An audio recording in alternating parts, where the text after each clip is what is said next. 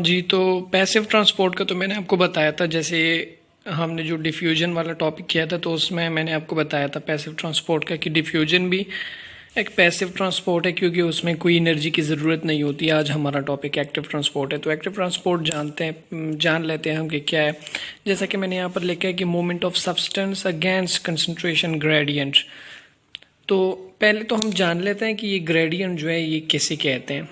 तो ग्रेडियंट जो है वो डिफरेंस को कहते हैं। मैं यहाँ पर लिख लूँ, ग्रेडियंट कहते हैं, डिफरेंस को कहते हैं। कंसंट्रेशन क्या है तो वो आप सब पहचानते हैं। असल में पैसिव ट्रांसपोर्ट में हमने कहा था कि मॉलिक्यूल जो है वो पैसिव ट्रांसपोर्ट में हायर कंसंट्रेशन से आते हैं लोअर कंसंट्रेशन तक, इसलिए उनको एनर्जी की ज़रूरत नहीं होती। हालांकि एक्टिव ट्रांसपोर्ट में वो बिल्कुल उलट सिस्टम है। यहाँ क्या होता है, मैंने यहाँ पर लिखा है कि from lower concentration to higher concentration.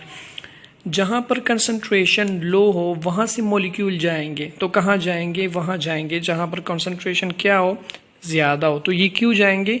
क्योंकि वहाँ पर ज़रूरत होती है, इसीलिए ये जाते हैं। अब जब कंसंट्रेशन ग्रेडियंट के अगेंस्ट ही मॉलिक्यूल जाते हैं लोअर कंसंट्रेशन से हायर कंसंट्रेशन तक, तो इसमें कुछ एजेंट इन्वॉल्व हैं। जैसे कि फैसिलिटेटेड डिफ्यूजन में मैंने आपको कहा था कि वहाँ पर ट्रांसपोर्ट प्रोटीन थे।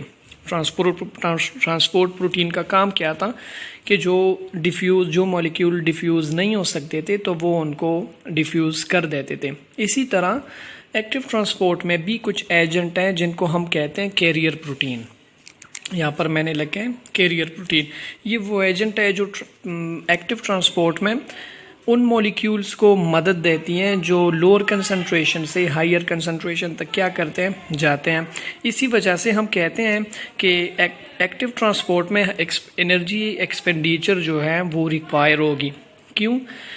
क्योंकि मैंने आपको वो नलका और टैंकर की एग्जांपल दी थी, तो वो मैं यहाँ आपको दोबारा दूँ। परस करिए एक टैंकर है, ठीक है, और यहाँ पर ये मैंने एक नलका लगाया हुआ है पानी का।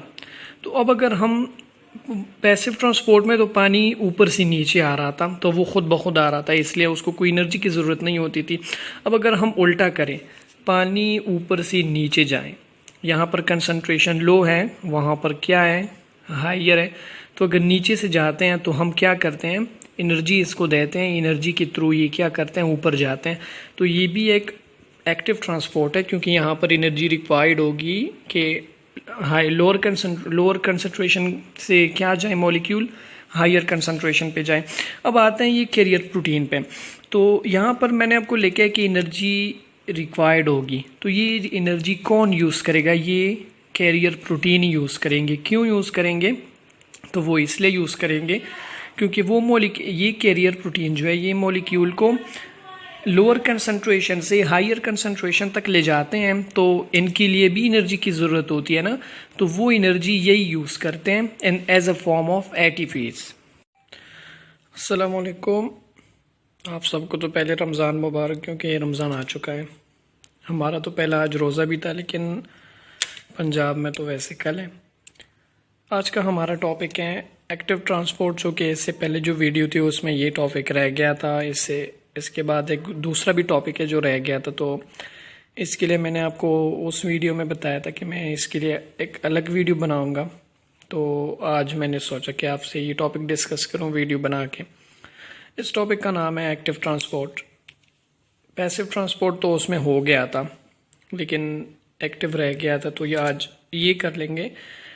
टॉपिक में बढ़ने से पहले आपसे गुजारिश है कि चैनल को सब्सक्राइब ज़रूर कर लें, ताकि आपको जितनी भी न्यू वीडियो हो वो आपको टाइम पे मिल जाए। तो अब आप यहाँ ज़रा इस डायग्राम पे फोकस करें। ये आउटसाइड ऑफ द सेल है और ये क्या है, सेल का इनर साइड है।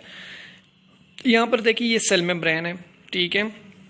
यहाँ से पोटाशियम है और सोडियम है, ये सेल से बाहर जा रहे हैं। कहाँ पर? यहाँ से ये एक्सक्लूड हो रहे हैं, कहाँ से? बाहर जा रहे हैं ये। तो इनमें कुछ कैरियर प्रोटीन्स इन्वॉल्व है, जिसका जिक्र मैंने यहाँ पर किया था। ये वही कैरियर प्रोटीन्स हैं जो इस प्रोसेस में इन्वॉल्व हैं। ये पोटाशियम और सोडियम और पोटाशियम है, ये लोअर कंसंट्रेशन से जा रहे हैं हायर कंसंट्रेशन तक।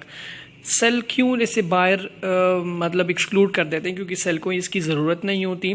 और दूसरी बात कि इनकी अंदर सेल में कंसंट्रेशन कम है, बाहर ज़्यादा है, लेकिन उनको कोई ज़रूरत, सेल को इनकी कोई ज़रूरत नहीं है, तो इसी वजह से ये बाहर क्या हो जाते हैं, एक्सक्लूड हो जाते हैं। किसके ज़रिए? इन्हीं कैरियर प्रोटीन के ज़रिए। फिर हम बात करते हैं कि एक्टिव ट्रांसपोर्ट में एनर्जी यूज़ होती है, तो वो एनर्जी यही कैरियर प्रोटीन यूज़ करते हैं, क्योंकि ये मुफ्त में तो कोई कुछ नहीं करता ना, आजकल मुफ्त में कौन क्या करता है किसी के लिए। तो इसीलिए ये कैरियर प्रोटीन अगर ये इन पे ये एहसान करता है सेल पे कि इन मॉलिक्यूल्स को ये बाहर ले जाएं, तो उसके लिए उनको एनर्जी चाहिए होती है। किस फॉर्म में? In the form of ATP.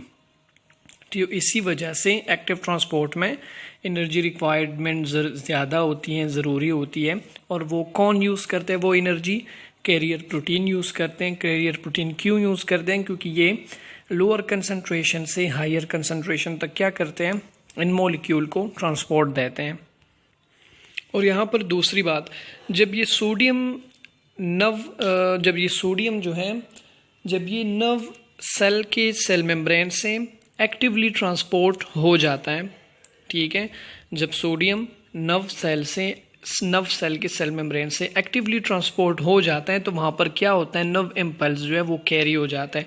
मतलब जब नव सेल है उसके सेल मेम्ब्रेन से सोडियम जो है वो एक्टिवली ट्रांसपोर्ट हो गया।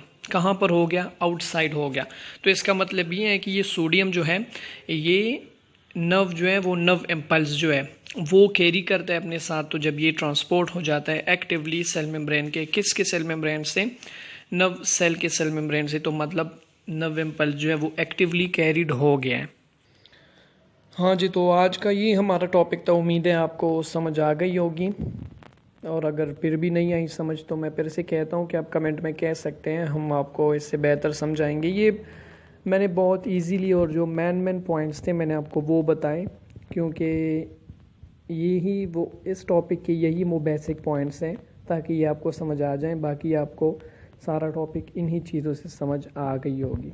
चलिए ठीक है, अपना ख्याल रखें, अल्लाह हाफिज़।